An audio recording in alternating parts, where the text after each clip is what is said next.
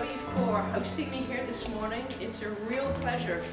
I've never really had a chance to visit California very much before, so this is only my second time coming to California, and I think this will be my best trip yet, thanks to you. So I want to start by just giving you a little bit of background about myself, who I am, what I do. I'm what they call an international lawyer. And international lawyers work with different countries. We know that sometimes countries don't always agree with each other on different issues, and my job is to help countries try to find things that they can agree on. Human rights are what we need to live with dignity and to enjoy freedom. The pursuit of happiness, the pursuit of the life that you want, right? All people have human rights. There's nobody who's more human than somebody else. Some examples of some human rights. We've been talking, a number of you use the word equal or equality. That's the right to be treated equally, to not end up being treated differently than somebody else. The right to be safe from disasters or abuse or violence. And I know a big focus of your work has been on feeling safe and being safe, which is really important for everybody, including people with disabilities.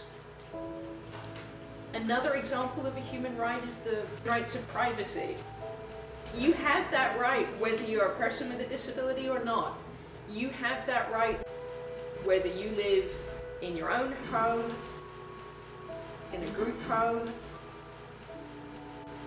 in an institutional setting. We all have the right to work in safe conditions, and we have the right to be paid a wage that you can live on. Yes. Yes. Yes. And if you're doing the same job as somebody else, you shouldn't get paid less just because you're a woman or you're a person with a disability. So human rights are for people with disabilities just as much as anybody else. Now there's some technical terms that we sometimes use when we're talking about human rights. The first technical word is the word universal. Human rights are universal because they belong to everybody, the whole universe of humanity. The second technical word is inalienable. What it means is you can't take somebody's human rights away from them. Nobody can give you your rights and nobody can take them away. You just have them because you're a human being. The third technical word is indivisible. That means the human rights can't be divided from each other. We just talked about some different kinds of rights. The right to be healthy, the right to be able to work, to get paid an equal wage, the right to be treated equally. You can't take one of those rights and separate it out on its own. And similarly, this term interrelated means that the human rights aren't just connected, but they affect each other. All right? If you want to be able to enjoy the right to vote, for example, you might want to be able to enjoy the right to get together with other people and talk about the issues that you're going to be voting on. Those rights relate to each other.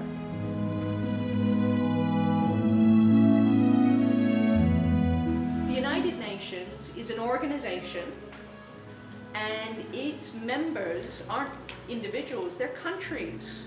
Whole countries come to the United Nations and they say, we want to work together for a better world. There are about 192 different countries who are members of the United Nations. That's a lot of countries. It's a lot of people. They make these things called treaties. So what is a treaty? Treaties are agreements in writing between two or more countries. And if a country decides that they want to be a part of that treaty, then it's law. That treaty is law for that country. It means they must abide by it. They must do what the treaty says that they have to do. finally, countries have said, we need to do a better job of making sure that people with disabilities can enjoy their rights. And what are some key things to remember about this agreement? First of all, it's for everybody. What does the treaty promote? It promotes respect for the choices and the full inclusion of all persons with disabilities. The treaty requires all countries who join it to include persons with disabilities in any decisions affecting their lives. When this treaty was made, there was a phrase the global disability community used. It's called "nothing about us without us." So persons with disabilities all over the world came to New York and they helped to write the treaty. If you're going to talk about us, we need to be a part of that conversation.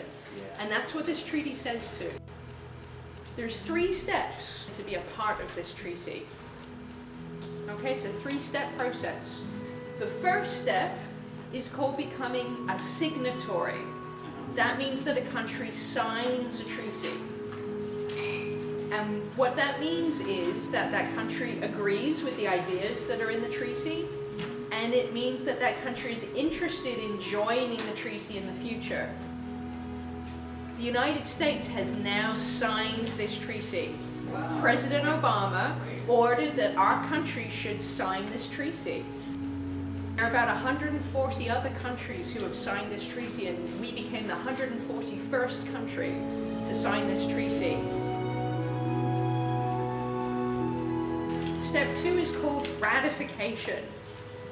For the United States to ratify, the Senate needs to vote whether or not the United States should be a part of this treaty. We have a special name for countries who have decided to join a treaty. That special name is states party. So when a country joins a treaty, we call them a party to the treaty, like showing up at a party, right? And so the United States would be joining all of these other countries who are already at the party. And when a country becomes a states party, that's a big deal. It means that the treaty is now law for that country. Article 11 in this treaty is all about emergencies and disasters. What's an article? Much as if you're reading a book divided into chapters, we divide treaties up into things called articles. Same thing. Article 11 says you have the right to be safe in this kind of a situation. And to do that, governments and people with disabilities, they need to plan ahead. Robert? And if you're not prepared in an emergency, your chances of survival can be very minimum, or none at all. And you think, well, if that were really happening, what would I want to have with me? There you go. What about work? If you've got a natural disaster going on, you probably can't get to your job, right? So you're not enjoying your right to work, and if you're not working, maybe you're not earning money, you need money for other things. Those human rights are all connected with each other. So human rights are kind of like dominoes. When one of those human rights falls, they hit other human rights, and they fall too. So when you don't enjoy one human right, it's really important. It's not just that human right. You're losing out on lots of different human rights. You're living the vision that this treaty wants all people around the world to get to live. The treaty wants people with disabilities to participate in decisions that affect their lives, in your leadership, in your families, in your communities, in your towns. It's a dream vision that will come true for all. People with disabilities around the world will finally get the rights we deserve. This video will help us and everyone else in the community.